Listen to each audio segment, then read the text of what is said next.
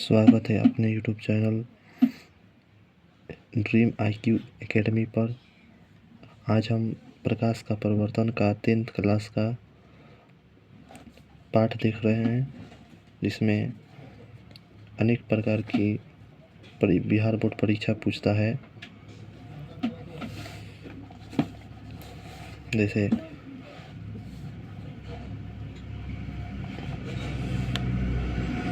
प्रकाश की भौतिक विज्ञान की वह शाखा जिसके अंतर्गत प्रकाश ऊर्जा का अध्ययन किया जाता है उसे प्रकाशिकी कहलाता है। प्रकाश ऊर्जा का वह रूप है जिसके कारण वस्तु दृश्यमान परंतु प्रकाश स्वयं अदृश्य होते हैं। अथवा प्रकाश वह भौतिक कारक है जो हमें देखने की क्षमता प्रदान करता है। प्रकाश से ही हमें देखने की क्षमता प्रदान होता है। अब आते हैं, प्रकाश के प्रकृति को बताने के लिए दो सिद्धांत दिए गए थे, जैसे प्रकाश का कणिका सिद्धांत और प्रकाश का तरंग सिद्धांत। प्रकाश के कणिका सिद्धांत, इस सिद्धांत के अनुसार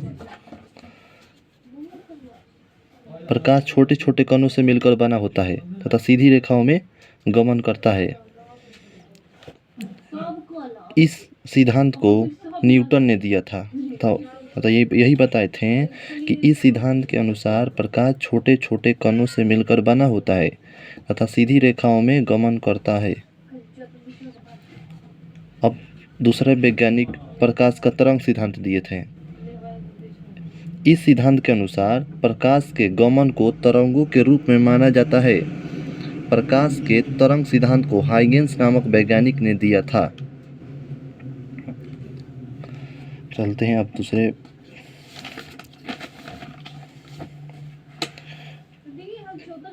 अब कुछ घटनाओं में प्रकाश कण के समान व्यवहार करता है तथा कुछ घटनाओं में प्रकाश तरंग की तरह व्यवहार करता है। इसे देव प्रकृति या दोहरा प्रकृति कहते हैं। प्रकाश के देव प्रकृति के बारे में डी ब्रोगली ने बताया था। मैक्सवेल ने बताया था कि प्रकाश एक विद्युत चुंबकीय अनुप्रस्थ तरंग है। प्रकाश का चाल या हवा में सबसे अधिक 3 लाख किलोमीटर प्रति सेकंड या 3 गुने 10⁸ मीटर प्रति सेकंड स्क्वायर होता है। प्रकाश के गमन पथ को सीधी रेखा में माना जाता है। प्रकाश सीधी रेखा में गमन करता है। एग्जाम में आता है कि प्रकाश किस रेखा में गमन करता है, तो प्रकाश सीधी रेखा में गमन करता है। प्रकाश के स्रोत, लाइट सोर्सेस, जिनसे हम प्रकाश निकलता है उसे प्रकाश स्रोत कहा जाता है। ये 2 प्रकार के होते हैं, प्राकृतिक प्रकाश स्रोत, मानव निर्मित प्रकाश स्रोत। प्राकृतिक प्रकाश स्रोत में हो गया सूर्य हो गया, मानव निर्मित प्रकाश स्रोत में बल्ब, मरकरी, लंटेन इत्यादि। अब आते हैं प्रदीप्त वस्तुएं। वैसी वस्तुएं जो प्रकाश को उत्सर्जित करती है उसे प्रदीप्त वस्तु कहते हैं। जो प्रकाश को उत्सर्जित करती है, जैसे दिया हो गया, लैंप हो गया, बल्ब हो गया, मरकरी हो गया, ये सब प्रदीप्त वस्तु हैं जो प्रकाश को उत्सर्जित करती हैं। अब आते हैं अगले में, अप्रदीप्त वस्तुएं। वैसी वस्तुएं जो प्रकाश को उत्सर्जित नहीं करती है उसे अप्रदीप्त वस्तु कहते हैं। जैसे जो प्रकाश को उत्सर्जित नहीं करता है उसे अप्रदीप्त वस्तु कहता है, जैसे मानव, लकड़ी, किताब etc। प्रकाशिकी के आधार पर वस्तुओं को 3 वर्गों में बांटा गया है, पारदर्शी वस्तु, अपारदर्शी वस्तु, पारभासी वस्तु। पारदर्शी वस्तु, वैसी वस्तुएं जिनसे होकर प्रकाश आसानी से गुजर सकता है उसे पारदर्शी वस्तु कहते हैं। जैसे शीशा, साफ पानी, इससे प्रकाश आसानी से गुजर सकता है, इस पर फोकस करेंगे तो आर पार हो जाएगा। अपारदर्शी वस्तु, वैसी वस्तु जिनसे प्रकाश पार नहीं कर सकता उसे अपारदर्शी वस्तु कहते हैं, जैसे दीवार, कागज, दर्पण, ये सब प्रकाश को पार नहीं कर सकता है। अब आते हैं परभासी वस्तुएं। वैसी वस्तुएं जो अपने से होकर प्रकाश की कुछ ही मात्रा को गुजरने देती है, उन्हें परभासी वस्तु कहते हैं। मतलब कुछ ही भाग को गुजरने देती है या कुछ भाग को नहीं गुजरने देती है, उसे परभासी वस्तु कहते हैं। जैसे तेल लगा हुआ कागज, घिसा हुआ कांच, etc। अब आते हैं प्रकाश किरण तथा प्रकाश पुंज। प्रकाश के गमन पथ को जिस किरण द्वारा दिखाया जाता है उसे प्रकाश किरण कहते हैं तथा बहुत से प्रकाश किरणों के समूह को प्रकाश पुंज कहा जाता है। मतलब प्रकाश के गमन पथ को जिस किरण द्वारा दिखाया जाता है उसे प्रकाश किरण कहते हैं। प्रकाश को गमन पथ को जिस किरण द्वारा दिखाया जाता है उसे प्रकाश किरण कहते हैं तथा बहुत सारे किरणों के समूह को प्रकाश पुंज कहते हैं। अब आइए प्रकाश पुंज के प्रकार पढ़ते हैं। अब प्रकाश पुंज 3 प्रकार की होते हैं। अभिसारी प्रकाश पुंज, अपसारी प्रकाश पुंज, समांतर प्रकाश पुंज। अभिसारी प्रकाश पुंज वैसा प्रकाश पुंज जिसमें सभी प्रकाश किरणें एक ही बिंदु पर मिलते हुए प्रतीत होती है, उसे अभिसारी प्रकाश पुंज कहते हैं। जैसे एक ही बिंदु पर मिलते हुए प्रतीत होती है, जैसे ये कोई बिंदु है, इसे सभी प्रकाश किरणें एक ही बिंदु पर मिलते हुए इससे प्रतीत होती है, इसे अभिसारी प्रकाश पुंज कहते हैं। अभिसारी प्रकाश पुंज। अब आते हैं अभिसारी प्रकाश पुंज में 2 प्रकाश किरणों के बीच का दूरी घटता है। अपसारी प्रकाश पुंज वैसा प्रकाश पुंज जिसमें सभी प्रकाश किरणें एक ही बिंदु से मिलते हुए प्रतीत होती है, उसे अपसारी प्रकाश पुंज कहते हैं। अतः वैसा प्रकाश पुंज जिसमें सभी प्रकाश किरणें एक ही बिंदु से निकलते हुए प्रतीत होती है। मतलब ये कोई बिंदु है, इससे निकलते हुए प्रतीत होती है, उसे अपसारी प्रकाश पुंज कहते हैं। अब आते हैं अपसारी प्रकाश पुंज में 2 प्रकाश किरणों के बीच का दूरी बढ़ता है। समांतर प्रकाश पुंज वैसा प्रकाश पुंज जिसमें सभी प्रकाश किरणें एक दूसरे के समांतर होती है, मतलब आमने सामने होती है, उसे समांतर प्रकाश पुंज कहा जाता है। जैसे समांतर प्रकाश पुंज में ये समांतर प्रकाश पुंज है, इसमें आमने सामने की किरणें समान दिखाई देती है, उसे समांतर प्रकाश पुंज कहते हैं। अब आते हैं मेन टॉपिक प्रकाश का परावर्तन में। सबसे ये जो टॉपिक है प्रकाश का परावर्तन, यही प्रकाश का परावर्तन, रिफ्लेक्शन ऑफ लाइट, यह बिहार बोर्ड का बकौती क्वेश्चन है। आइए इसे देखते हैं। जब कोई प्रकाश का किरण किसी अपारदर्शी वस्तु से टकराकर वापस उसी माध्यम में लौट जाती है जिस माध्यम से आई हुई होती है, तब इस घटना को प्रकाश का परावर्तन कहते हैं। मतलब जब कोई प्रकाश का किरण किसी अपारदर्शी वस्तु से टकराकर वापस उसी माध्यम में लौट जाती है जिस माध्यम से आई हुई होती है, तब उस घटना को प्रकाश का परावर्तन कहते हैं। जैसे ये कोई अपारदर्शी वस्तु है, इस पे आपतित किरण, परावर्तित किरण, ये प्रकाश का किरण आपतित होता है, ये दर्पण है, आपतित किरण, परावर्तित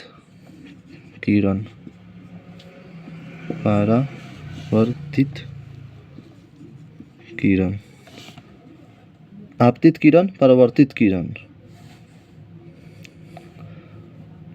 यहाँ से आपतित हो रहा है प्रकाश और ये सब फिर वापस उसी माध्यम से लौट जा रहा है। इसी को प्रकाश का परिवर्तन कहते हैं।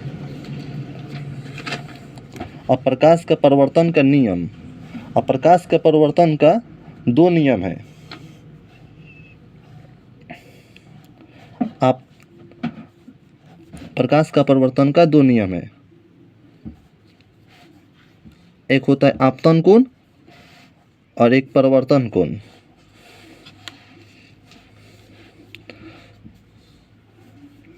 अब आइए, आपतित किरण, परावर्तित किरण तथा आपतित किरण, परावर्तित किरण तथा आपतन बिंदु पर डाला गया अभिलंब तीनों एक ही तल में होते हैं, अर्थात समतल होते हैं।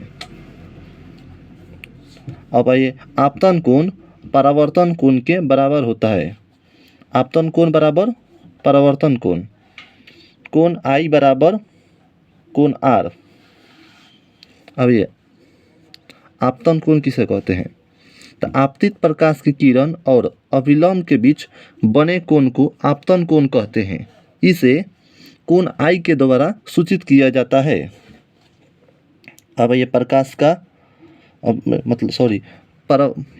परावर्तन कोण, परावर्तित किरण और परावर्तित प्रकाश किरण और अभिलंब के बीच बने कोण को परावर्तन कोण कहते हैं। इसे कोण R के द्वारा सूचित किया जाता है। अब ये दर्पण, दर्पण किसे कहते हैं? जिसे हम अपना चेहरा वगैरह दिखते हैं, दर्पण, मिरर, इसे इंग्लिश में मिरर कहते हैं। दर्पण वह परावर्तक सतह होता है जो प्रकाश के अधिक से अधिक भाग को परावर्तित कर देता है।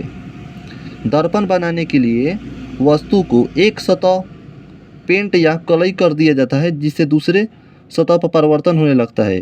जब वस्तु को एक सतह को पेंट या कलई कर देंगे तब उसका परिवर्तन होने लगता है, मतलब उसमें जब चेहरा या किसी वस्तु को देख सकते हैं।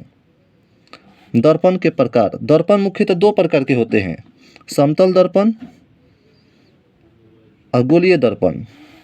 समतल दर्पण वह दर्पण जिसका परावर्तक सतह समतल हो उसे समतल दर्पण कहते हैं, मतलब जो सीधा हो, प्लेन हो, उसे समतल दर्पण कहते हैं। गोलीय दर्पण वह दर्पण जिसका परावर्तक सतह वक्र या गोल हो उसे गोलीय दर्पण कहते हैं। गोलीय दर्पण 2 प्रकार के होते हैं, अवतल दर्पण, उत्तल दर्पण। अब अवतल दर्पण, उत्तल दर्पण के बारे में जान ले। अवतल दर्पण वह दर्पण जिसका परावर्तक सतह अंदर की ओर धंसा हुआ हो उसे अवतल दर्पण कहते हैं। जैसे घारा होता है ना, घारा पानी वाला, उसी तरह इसका आकार है, इसे अवतल दर्पण कहते हैं। उत्तल दर्पण वह दर्पण जिसका परावर्तक सतह बाहर की ओर उभरा हुआ हो उसे उत्तल दर्पण कहते हैं। जो उत्तल दर्पण, अब आइए एग्जाम से रिलेटेड क्वेश्चन, फोकस। फोकस किसे कहते हैं? एग्जाम में पूछता है फोकस। किसी गोलीय दर्पण के मुख्य अक्ष के समांतर आपतित प्रकाश किरणें दर्पण के परावर्तन के बाद जिस बिंदु पर मिलती है या मिलते हुए प्रतीत होती है उसे फोकस कहते हैं। मतलब किसी गोलीय दर्पण के मुख्य अक्ष के समांतर आपतित प्रकाश किरणें दर्पण से परावर्तन के बाद जिस बिंदु पर मिलती है या मिलते हुए प्रतीत होती है उसे फोकस कहते हैं। इसे F के द्वारा सूचित किया जाता है, जिसका यहाँ पर डायग्राम है उसका। आइए अब उसका फोकस, अब उसके बाद फोकस दूरी अब जान ले। किसी गोलीय दर्पण के लिए फोकस तथा ध्रुव के बीच के दूरी को फोकस दूरी कहते हैं। इसे F के द्वारा सूचित किया जाता है, इसे फोकल लेंथ कहते हैं। अब ये प्रतिबिंब इमेज, किसी बिंदु वस्तु से आने वाली प्रकाश की किरणें दर्पण से परावर्तन या लेंस से अपवर्तन के बाद जिस बिंदु पर मिलती है या मिलते हुए प्रतीत होती है उसे ही उस बिंदु का प्रतिबिंब कहते हैं। अब प्रतिबिंब दो प्रकार के होते हैं, वास्तविक प्रतिबिंब, काल्पनिक प्रतिबिंब, या इसे आभासी प्रतिबिंब भी कहा जाता है। अब यह वास्तविक प्रतिबिंब किसे कहते हैं? प्रकाश किरणों के वास्तविक कटान से बने प्रतिबिंब को वास्तविक प्रतिबिंब कहते हैं। मतलब प्रकाश किरणों को वास्तविक जो कटान होता है उसे वास्तविक प्रतिबिंब कहते हैं। यह वस्तु के तुलना में सदैव उल्टा बनता है तथा इसे पर्दे पर उतारा जा सकता है। मतलब इसे किसी भी पर्दे पर यह वस्तु के तुलना में उल्टा बनता है और किसी भी पर्दे पर उतारा जा सकता है। अब यह काल्पनिक प्रतिबिंब। काल्पनिक प्रतिबिंब प्रकाश किरणों के काल्पनिक कटान से बने प्रतिबिंब को काल्पनिक प्रतिबिंब कहते हैं। यह वस्तु के तुलना में सदैव सीधा बनता है तथा इसे पर्दे पर उतारा नहीं जा सकता है। अब आइए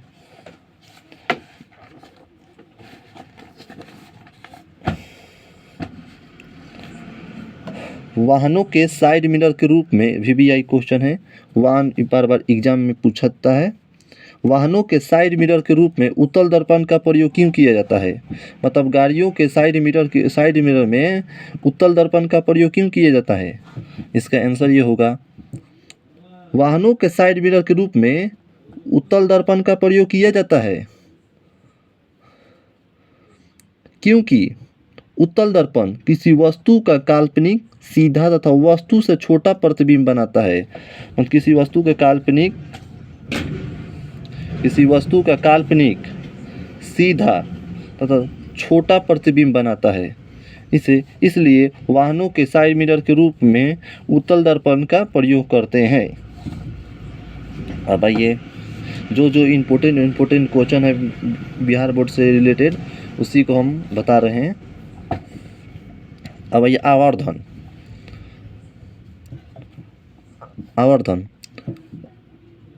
प्रतिबिंब की ऊंचाई तथा वस्तु की ऊंचाई के अनुपात को आवर्धन कहते हैं। मतलब प्रतिबिंब की ऊंचाई और वस्तु के ऊंचाई के अनुपात को आवर्धन कहते हैं। इसे m के द्वारा सूचित किया जाता है। परिभाषा से आवर्धन बराबर प्रतिबिंब की ऊंचाई और वस्तु की ऊंचाई m बराबर HI/HO। अब उसके बाद दर्पण सूत्र। किसी गोलीय दर्पण के लिए फोकस दूरी तथा प्रतिबिंब दूरी तथा वस्तु दूरी के बीच एक संबंध होता है जिसे फोकस दर्पण सूत्र कहते हैं। इसे 1/f बराबर 1/u प्लस 1/v इसे दर्पण सूत्र कहते हैं।